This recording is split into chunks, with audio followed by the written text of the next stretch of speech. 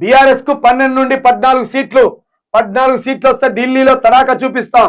నువ్వు చూపిస్తావు, నీకు ఆ సత్తా ఉన్నది, మాకు తెలుసు. అది బీఆర్ఎస్ కు 12 నుండి 14 సీట్లు 14 సీట్లు వస్తే ఢిల్లీలో తడాకా చూపిస్తాం. బీజేపీకి దేశమంతా 200 సీట్లు దాటవు. 2 సీట్లు వచ్చినప్పుడే భూకంపం సృష్టించినావు. ఢిల్లీలో 14 సీట్లు ఇస్తే భూకంపం సృష్టించావా? ఇక వాళ్ళకి నెమ్మది లేకుండా చేస్తావు. రాహుల్ గాంధీకి మోడీకి నెమ్మది లేకుండా చేస్తావు, అది మాకు తెలుసు. బీజేపీకి దేశమంతా 200 సీట్లు దాటవు. దాటకపోతే మనకు మంచి, తెలంగాణకు చాలా మంచి రోజు అన్నట్టు. అది బీజేపీకి 200 సీట్లు దాటకపోతే ఇది దేశానికి ఇంకా తెలంగాణకు చాలా మంచి రోజు వచ్చింది అన్నట్టు. ఇక అప్పుడు వచ్చేది వచ్చింది అన్నట్టు. ఇక దక్షిణ తెలంగాణలో 10 సీట్ల లోపే వస్తాయి. దక్షిణ తెలంగాణ 10 సీట్లు కాదు, 2 కూడా రావద్దు. అది అక్కడ ఆంధ్రప్రదేశ్ వాళ్ళు సిగ్గులేని వ్యవహారమే. ఆడు చంద్రబాబు నాయుడు బీజేపీ తోటి, ఈ పవన్ కళ్యాణ్ బీజేపీ తోటి ఓ కూటమిగా ఏర్పడిండు. అది ఆంధ్రప్రదేశ్కి చాలా చెడ్డ రోజులు అవి. ఒకవేళ బీజేపీ కనుక ఆంధ్రప్రదేశ్లో పురుడు పోసుకున్నా అంటే పవన్ కళ్యాణ్ లటుక్కున మింగెత్తది, చంద్రబాబును లటుక్కున మింగెత్తది. ఇక జగన్ ఒక్కడే దిక్కు అవుతాడు. ఆడ ప్రాంతీయ పార్టీలు 3 ఉన్నారు. మీరు సిగ్గు లేకుండా బీజేపీని తీసుకొచ్చి పొత్తు పెట్టుకుంటారు. సిగ్గుదాకా వెళ్ళారా? మంచి ప్రాంతీయ జగన్ ఉన్నాడు, తెలుగుదేశం పార్టీ ఉండే. ఇటు అక్కడ రానోడు, అవసరం రానోడు, ఎవడో ఒకడు ఆడో పార్టీ పెట్టుకొని ఉండండి. మీకు దమ్ముంటే మీ ముగ్గురు కొట్టుకోవాలి, కానీ లేని రాక్షస తత్వాన్ని తీసుకొచ్చి అక్కడ పోగేసుకొని బీజేపీకి అవకాశం ఇచ్చినట్టు. ఇప్పుడు అక్కడ సిగ్గులేని పొత్తది. ఆంధ్రప్రదేశ్లో రాష్ట్రంలో 9 సీట్లలో 3వ స్థానంలో కాంగ్రెస్. 9 సీట్ల మనం 8 సీట్లు అన్నాం. ఇక కేసీఆర్ ఆయనకున్న ఇంకా ఎక్కువ రాజకీయ కోణంలో చూస్తారు కదా, దాన్ని బట్టి ఆయనకున్న వ్యూహాన్ని బట్టి 9 సీట్లలో ఉన్నారట. 9 సీట్లలో 3వ స్థానంలో ఉన్నారు బీఆర్, అది మన కాంగ్రెస్ పార్టీ. కాబట్టి కథమే మీరు రాష్ట్రంలో. ఇక బీజేపీ కాంగ్రెస్ చూసి భ్రమపడితే మోసపోతాం, గోసపడతాం. ఇదైతే 100% మోసపోతాం, గోసపడతాం. ఒకేసారి రుణమాఫీ అయ్యే పనే కాదు. అది అసలే తెలివి ఉన్నోడు, తెలిసినోడు, రాజకీయం పరిజ్ఞానం ఉన్నోడు ఒక్కసారి రుణమాఫీ అవుతుందా అంటే అసలు ఇక అంతకంటే తెలివితక్క గొర్రె లేదని అర్థం.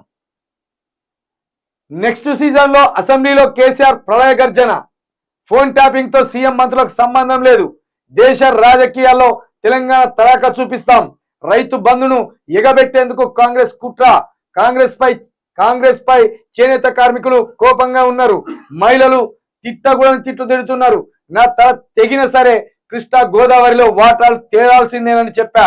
ఢిల్లీ లిక్కర్ పాలసీ కేసు వట్టి ట్రాష్. కవిత కడిగిన ముత్యంలో బయటికి వస్తుంది. వీళ్ళు ఎవరొచ్చినా హైదరాబాద్ ను దెబ్బ కొడతారు. కేసీఆర్ చెప్తున్న మాటలు శ్రద్ధగా వినండి.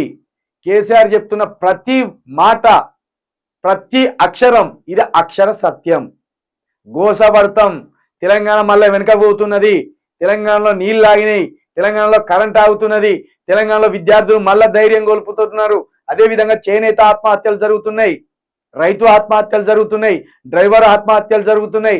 వీటన్నిటికీ పరిష్కారం కేసీఆర్ పార్టీ. నేను 100% ఇట్నే అంటున్నా. నేనేదో కేసీఆర్ పార్టీలో చేరలే, కానీ ప్రాంతీయ పార్టీ శ్రేయస్కరం. అందుకే నేను అంటున్నా, కేసీఆర్ పార్టీ కాకపోతే ఇంకో పార్టీ పెట్టుర్రి, ఇంకో పార్టీ పెట్టండి. అంతేగాని బీజేపీ కాంగ్రెస్ని ఎట్టి పరిస్థితుల్లో సమర్థించాను. ఆ పార్టీలు ఏది చేసినా వాళ్ళ స్వార్థం కోసమే చేస్తాయి. తెలంగాణ ప్రాంతం కోసం చేయాలి. తెలంగాణ అస్తిత్వాన్ని కాపాడుకోవాలంటే, తెలంగాణకు కృష్ణా గోదావరి నీళ్లు దక్కాలంటే, ఆత్మగౌరవం నిలబడాలంటే ఈ కీలక సమయంలో ఖచ్చితంగా బీఆర్ఎస్ ఎంపీలను గెలిపించాలి. చూడురి, నేను చెప్పిన అబద్ధమా? చూడురి, ఇవి మన కళ్ళ ముందు కలుగుతున్న సత్యాలు. మన అస్తిత్వం మనకు ఉండాలన్నా, మన నీళ్లు మనకు దక్కాలన్నా, మన రైతుల వాట మన రైతులకే రావాలన్నా, మన నిధులు మనకు మిగిలాలన్నా, మన పవర్ మన చేతుల్లో ఉండాలన్నా, ఢిల్లీ మెడలు మన చేతుల్లో ఉండాలంటే మన ఓట్లు మనకే పడాలి. మన ఓట్లు మనకు పడితేనే మనం నిలబడతాం. నేను మీ బిడ్డగా చెప్తున్నా, కేంద్రంలో మనం కీలకంగా మారబోతున్నాం. బీఆర్ఎస్ కు 14 సీట్లు ఇవ్వండి. తెలంగాణ తడాకా ఏందో దేశ రాజకీయాల్లో చూపిస్తాం. మీరు సమున్నతంగా ఈ మన తెలంగాణని చాటుకునేలా చేస్తాం.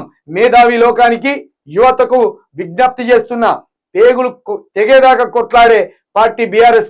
కాబట్టి ఆ బీజేపీ పిచ్చిలో పడిపోతే మనకు ఏమీ రాదు. తెలంగాణకు బీఆర్ఎస్ బలం శక్తి. ఏ రోజుకైనా మట్టి పనికైనా ఇంటోడు ఉండాలంటారు. ఏ రోజుకైనా మట్టి పనికైనా మనోడే ఉండాలంటారు. ఆ బీజేపీ వల్ల రాష్ట్రానికి ఏం జరగదు. ఢిల్లీ గులాంల కంటే బీఆర్ఎస్ ఎంపీలు ఉండాలి. మనం ఒక బలమైన ప్రాంతీయ శక్తులుగా ఉండాలి. తమిళనాడు ద్రవిడులు బలంగా ఉండి వాళ్ళ పార్టీలను గెలిపించుకుంటారు. ద్రవిడ పార్టీలను ఆదర్శంగా తీసుకొని ఒక మిలిటెన్సీ మనం తయారవ్వాలి. తెలంగాణకు ఓ ఆలోచన రావాలి. బీజేపీ కాంగ్రెస్ లకు చూసి భ్రమపడితే మోసపోతాం, గోసపడతాం. ఈ వాక్యం నచ్చిందా నాకు?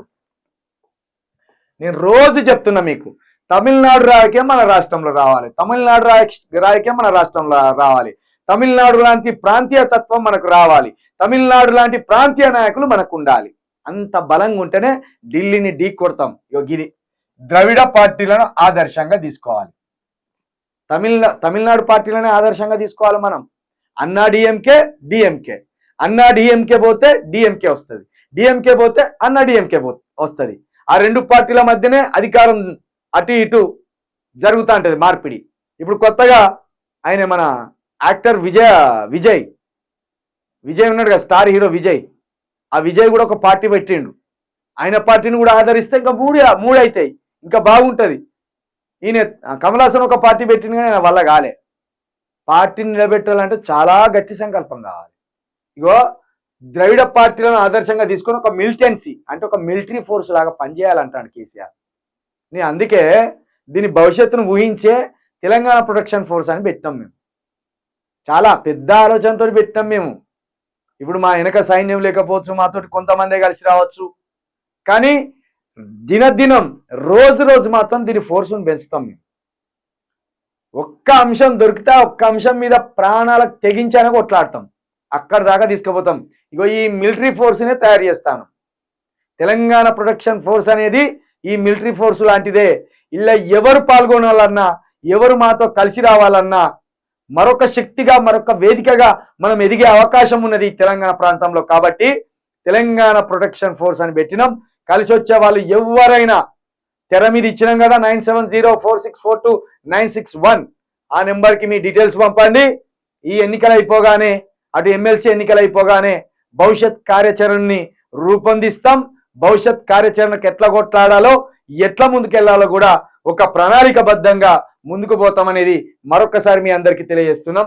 ఇక ఇది 100% నిజం. తెలంగాణ ప్రాంతంలో యువకులు ఒక మిలిటరీగా ఏర్పడి పోరాటం చేయాలి. ఒక మిలిటరీగా ఏర్పడి పోరాటం చేయాలి. అది ఏ వ్యక్తికి ఆ వ్యక్తి అయి పోరాటం చేస్తే బలం ఉండదు. ఒక వ్యక్తికి ఉన్న బలం ఒక సమూహానికి రావాలి. ఒక సమూహానికి వచ్చిన బలం ఒక వేదికగా ఏర్పడాలి. ఆ వేదిక కలిసి ఒక యుద్ధం చేయాలి. యుద్ధం అంటే మన కత్తులో గొడ్డాన్లో ఇవి కాదు, ఆలోచనపరమైన యుద్ధం, సిద్ధాంతపరమైన యుద్ధం. ఆ యుద్ధానికి సిద్ధమైతే మాతోటి కలిసి రండి. కింద నెంబర్ ఇచ్చినాం, ఆ నెంబర్కి సాయం చేయండి. ఆ నెంబర్కి మీ వాట్సాప్ డీటెయిల్స్ కూడా పంపండి.